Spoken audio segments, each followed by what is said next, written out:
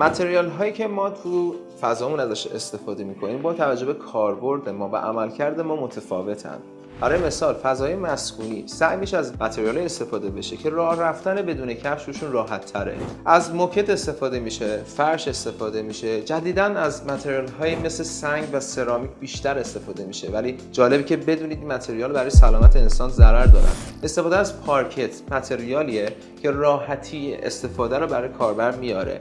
ما با توجه به اون عملکردی که داریم از پارکت های مختلفی میتونیم استفاده کنیم و امکان داره یه پارکتی توی یه فضای مسکونی استفاده بشه و نتونیم از این پارکت تو فضای تجاری استفاده کنیم. چیزی به نام ضریب استکاک و ضریب سایش داریم. مثلا AC3 پارکت هایی هستن که کاربرد مسکونی دارن، AC4 حتی AC5 کاربرد های تجاری و حتی کاربری های آزمایشگاهی دارن. این نکته خیلی مهمه.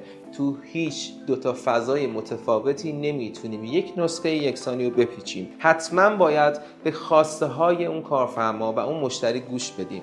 تو پروژه ها حواستون باشه به جای اینکه بیشتر حرف بزنید بیشتر باید بشنوید. همه آدم ها میدونن چی میخوان و فقط کافیه بهشون گوش بدیم، خواسته هاشون رو بشنویم و بر اساس خواسته هاشون راهنمایی درست انجام بدیم.